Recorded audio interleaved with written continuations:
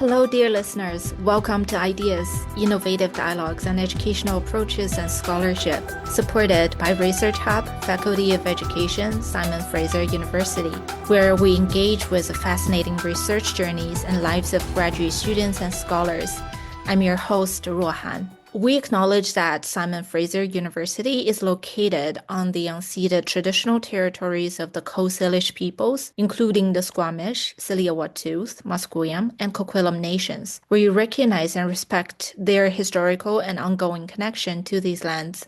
As we enter the holiday season, with Christmas and the New Year approaching, let us take a moment to reflect on the year 2025 with gratitude for all the encounters we've experienced, whether expected or unexpected, joyful or challenging, and carry our best wishes and renewed hope into the year ahead. Our guest today is a researcher and educator whose work centers on understanding collective trauma and its implications for learning and social healing. Her scholarship bridges trauma studies and education, advocating for trauma-informed and inclusive approaches that honor students' lived realities and cultural contexts. In today's conversation, we'll explore what inspired her research, unpack the idea of collective trauma, and discuss how educators can respond with empathy and awareness. We'll also touch on her vision for more supportive education systems for students from war-affected or displaced backgrounds. If this discussion resonates with you, consider engaging with her work to see how trauma-informed literacy can foster more compassionate and inclusive learning communities. Hello, listeners. Let's welcome Spozhmay Oriya. Hello, Spozhmay. Hi. Could you begin by sharing a bit about your background, like your research focus, academic interest, and what brought you to your current area of study? Yeah, thank you. First of all, thank you for having me for this interview. My name is Spozhmay Oriya.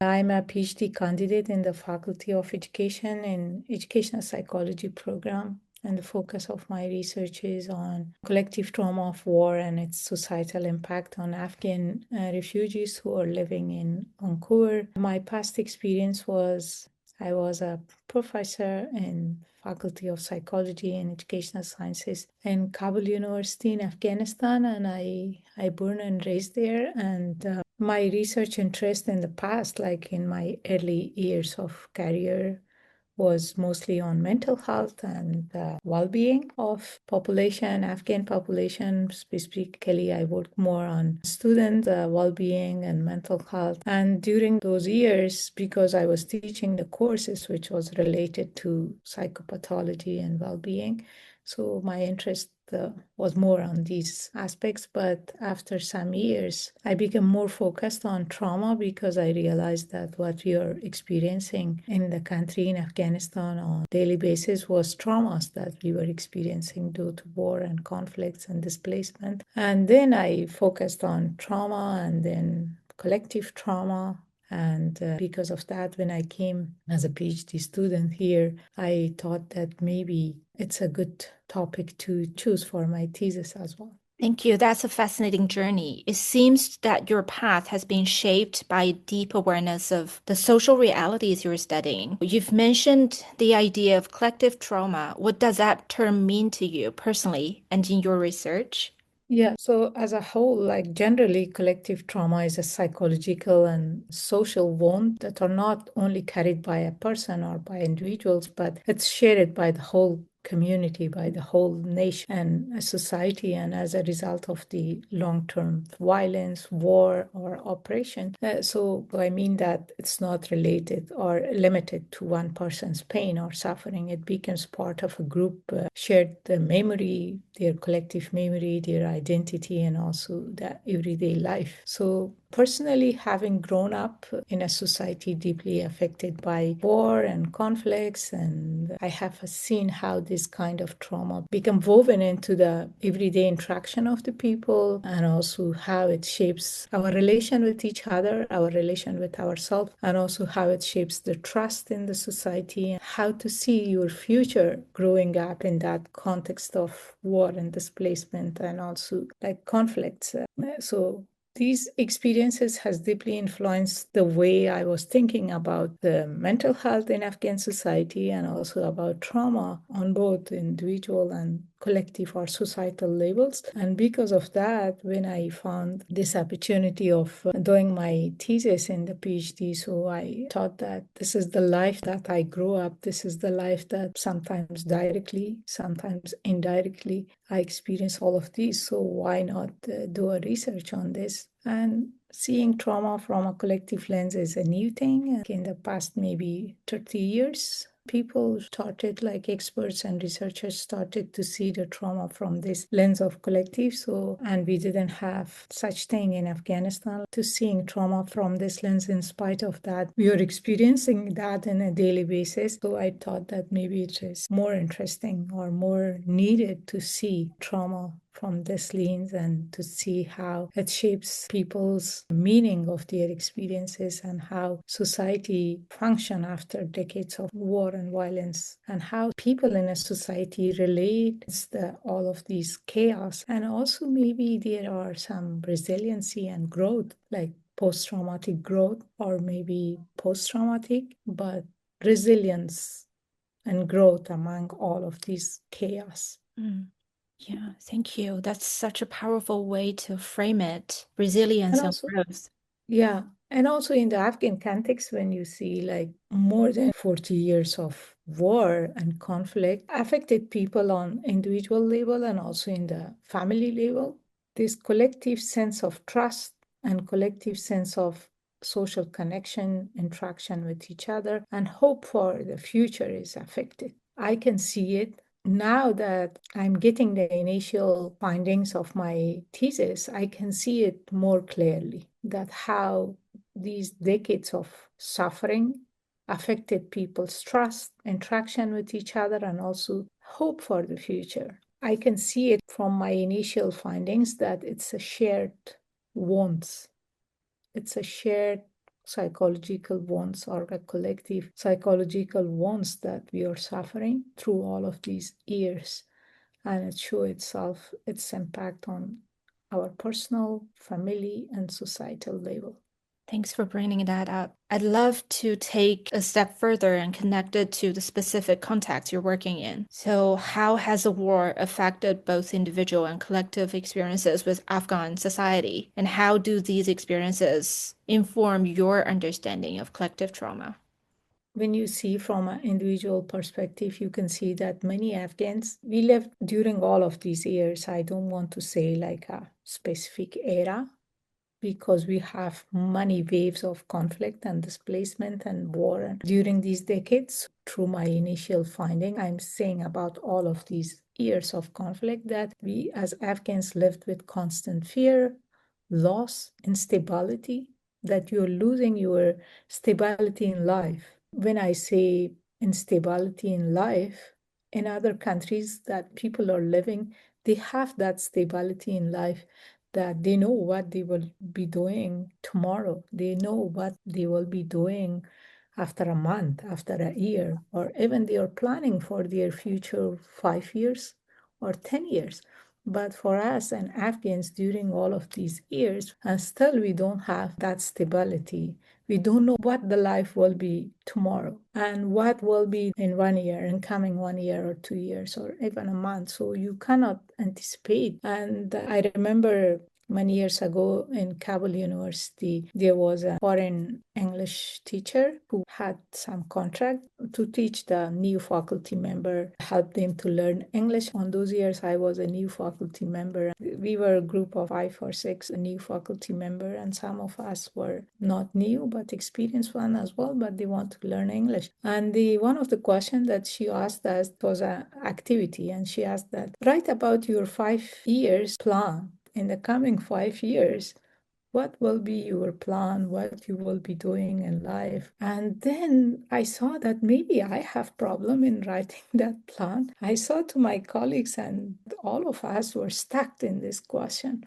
And we were smiling with each other. And she asked us, the teacher, why are you smiling, all of you? And we said that we don't know. And they said that all of you are instructed in the university. If you don't know, how the common people will know about it? We said that our life as an instructor is not different from the common people because we are living in the same society and we don't know what will happen tomorrow, so we cannot anticipate. So this was one of the examples that shows how life is not stable for you when you're living in a conflict affected country. So this was like many Afghans experiencing displacement, separation from their loved ones due to displacement or loss of life. You can't find any family that they are not lost any person during all of these war or not suffered in a way from the war. And also daily uncertainty, and we were living in a survival mood. So all of these shaped me how to see trauma from this lens, and also these experiences of Afghans and we as Afghans, all of these, and the person that I was reading and writing about these things and researching about these things back home, I know that all of these experiences leave deep emotional wounds in all of us as Afghan and shaping how we as Afghan view ourselves and the world around us. That one was from an individual perspective. So from collective perspective, you can see the impact of all of these wars goes beyond our personal or individual experiences or suffering.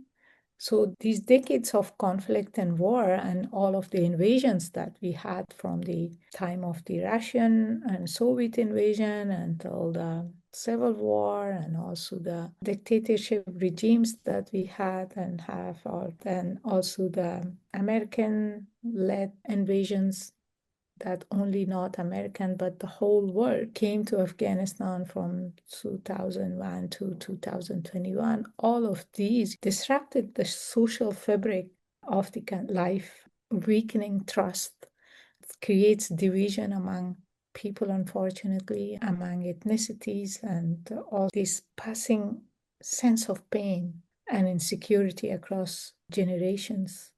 This is the one that shows itself in the collective level. And these are that I can see it now clearly in my initial finding of my thesis.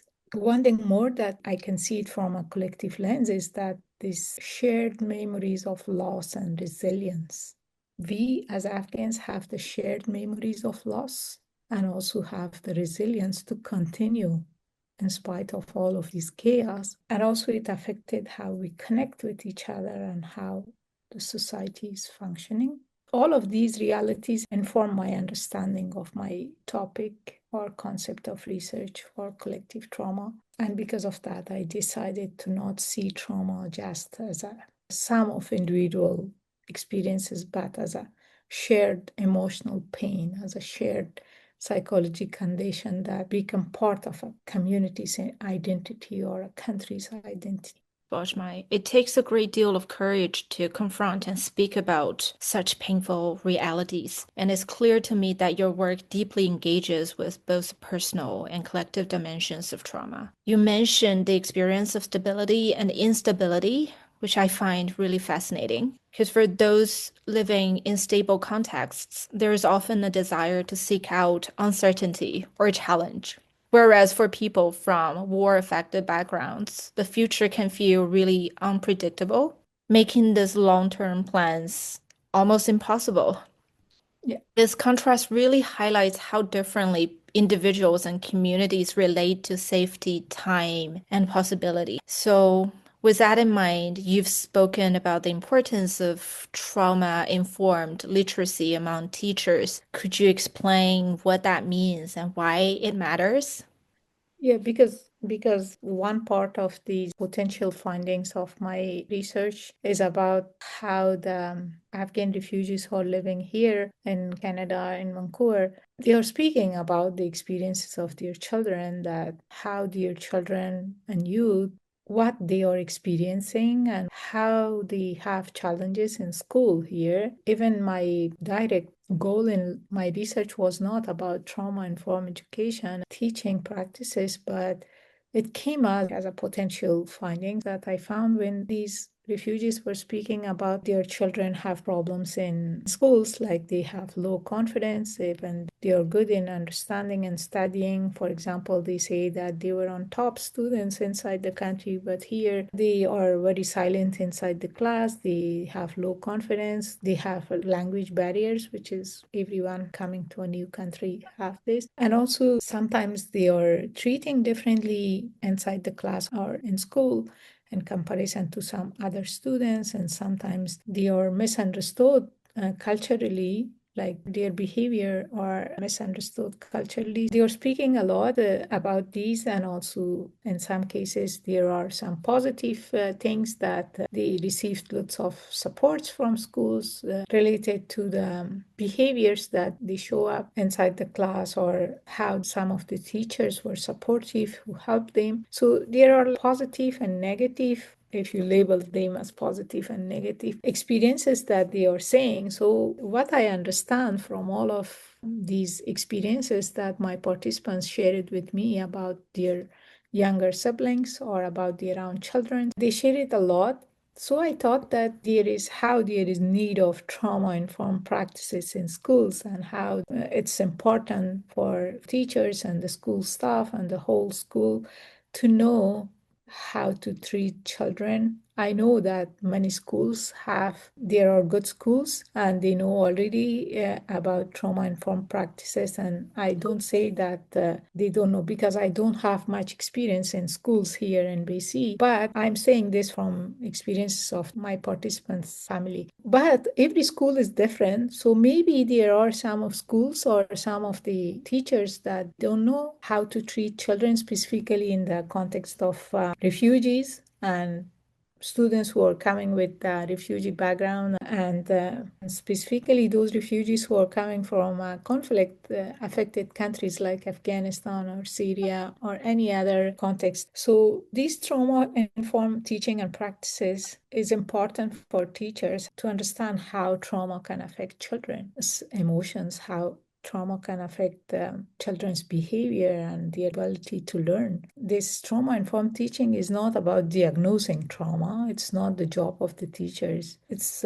only about recognizing that many students with these experiences might be carrying unseen stress and pain that influences how they behave with other children or how they respond inside the class. My research is in its initial stage, but some of the participants shared that my younger sister was very top student in Afghanistan, but here she's very silent inside the class. She lost her confidence and she don't want to speak with others. She has problem in communicating with other students. Or another person like shared that their children was pushing each other in the lineup as a play, but here they understood as aggressive behavior. And these were the children who lost their father in a very serious attack in Afghanistan. So you can see that how they are carrying this trauma. And she was telling that I was working a lot with my child in the house, how to behave with other students, how to not touching other students or pushing other students. So it creates a stress for parents who are newly here and they are dealing with resettlement and immigration stress as well. So they have this stress from their side of the children. So my point is that there are many schools that they are using trauma-informed practices, but maybe there are some teachers or schools that have less information about these things. So based on my initial finding, I'm suggesting that if teachers could use these practices to train themselves, educate themselves about these, it will be good, and it will prevent the re-traumatizing of these children who are already traumatized or coming from conflict-affected backgrounds. And this way, they will create a learning environment that build on safety and trust and empathy. But there are positive aspects that some of the schools who know their teachers are aware of these trauma-informed practices. They help the students, and when they see aggressive behaviors in some of these children, they gave the children, like the school counselor helped them. They had a private or a special teacher in the school that helped them. And even that, I appreciate one of the participants said that my younger niece wanted to pray in the mosque. This girl was very young, and the teacher was from a different faith. She was standing until this student was completing her praying, and then took her to the class, was very caring. So every school is different. What I understood from my initial finding is that the importance of trauma-informed practices for schools and teachers. And those schools, maybe some of their teachers may not train in these practices. It's good for them and also for the school environment and also for the students to learn, because it helps them to have good learning environment. It will help the children, and also it prevent the re-traumatization of the children. Thank you. The scene that the teacher waited patiently for the little girl to finish her prayer, just Yeah. so beautiful.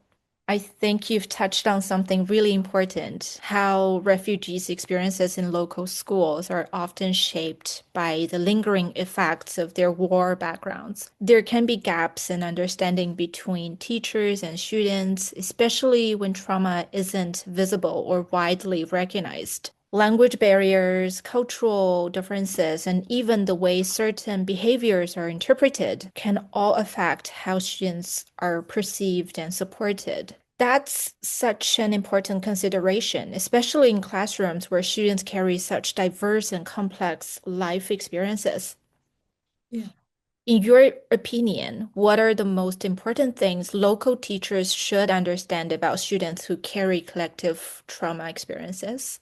From my own experience and also from the way that I know how people grow up, how people experience in the war, conflict affected countries, or even refugee background in itself, if you are coming from a safe country, still you are in another country as a migrant or refugee, so you are carrying a lot of stress because you don't know many things in the new country, and specifically if you are a child it will be more stressful. So I think that in my view, specifically if we speak about these refugee background with conflict affected background and children from these backgrounds, if teachers have this awareness and educate themselves, that I want to repeat this, that I don't have experience in the BC schools or in Canada as well, the whole, but I'm saying this based on my initial findings. So if they educate and learn about these children and their background, in which countries they grow up, what experiences, I know it's hard, but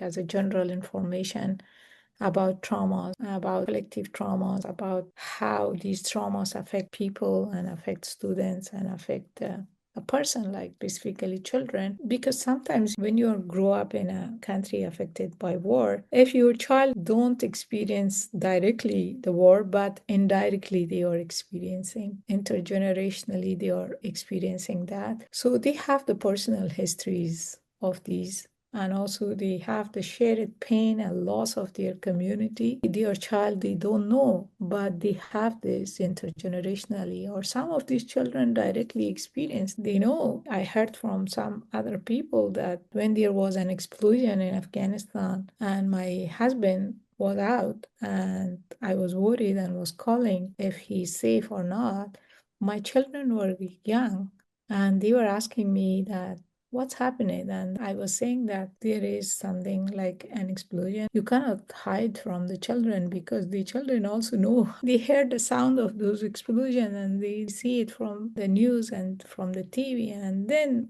these young children were also praying that their father should be safe because he's outside the house. And those children now are here in schools.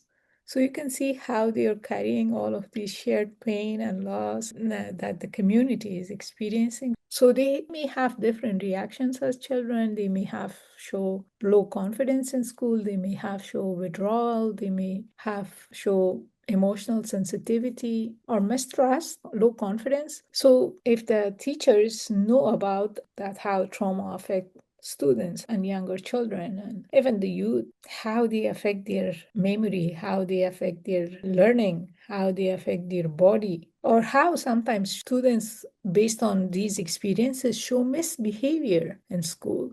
and in communicating with their peers or with their children, because trauma affects the relationship that you have with yourself and with others. If as a teacher you know about all of these, how the trauma impact, then your behavior may be changing, and you know that a behavior that the student shows, it's not a misbehavior.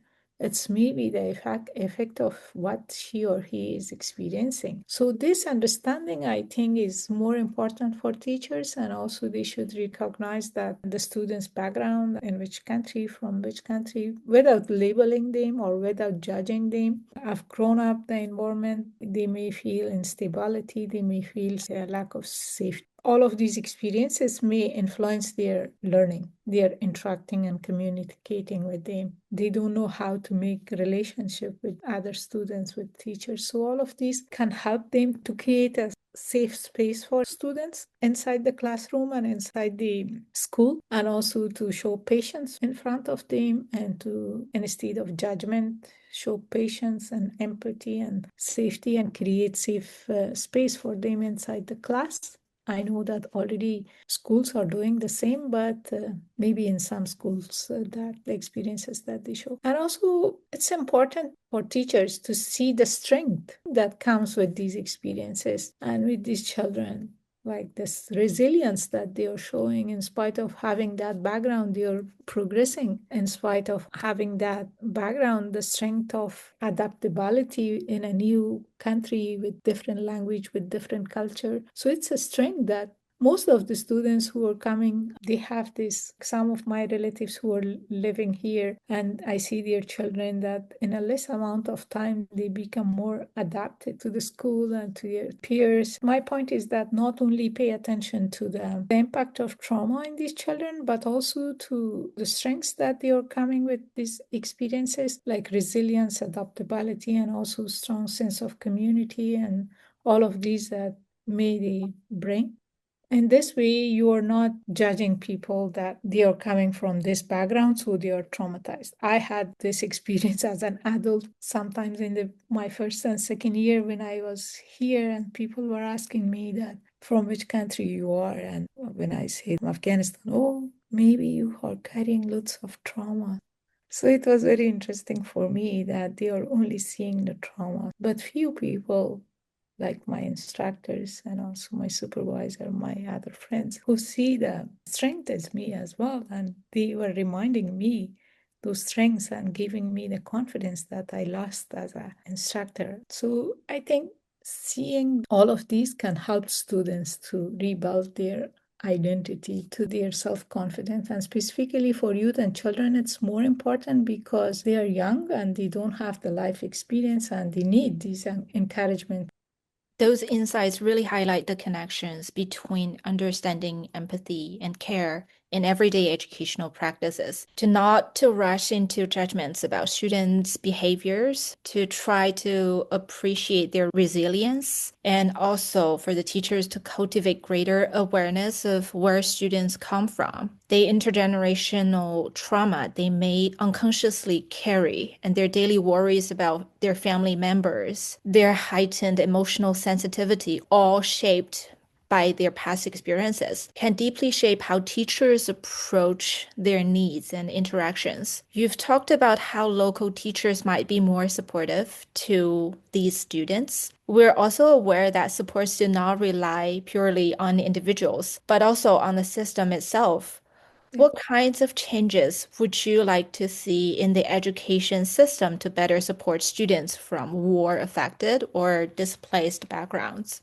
Repeatedly, I want to say that I don't have much experience. You can say no experience with schools here. Maybe they already have some of these, but I recommend, based on my own experience, even in the PhD level, I want to share another personal experience before what changes or what suggestion that I have. I'm saying that not only the children and youth, but even the adult person can show these sign of traumas when you are having this background. So, because trauma shows itself in a safe place, because among the conflict, you are in a survival mood, But when you're coming to a safe place, it shows itself. So one day I was in a class that I was in it was my second year, or I think it was, yeah, end of the second year. And I was taking a class with one of the professors, and we were at the end of the class. There was like 15 minutes left, and the professor was giving the lecture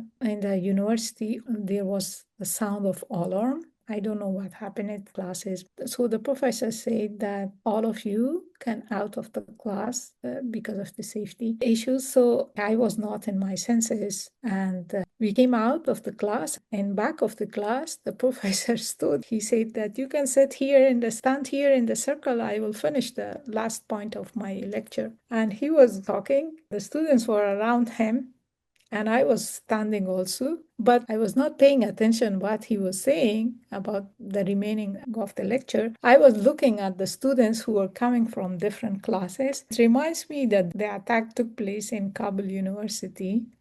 So it became a trigger for me. Even I was not, and that day that the attack took place in Kabul University, I was not inside the university. I did a research after that, hearing to students' stories because I heard that. So it reminds me, I knew that here is safe, but still. And the professor paid attention, and then he said that, what's happening? I said, no, it's okay. So you can see that how we are carrying inside us. Maybe it's not true, like for all of the children and youth, but many of them may have, or expressing their trauma is different for every person.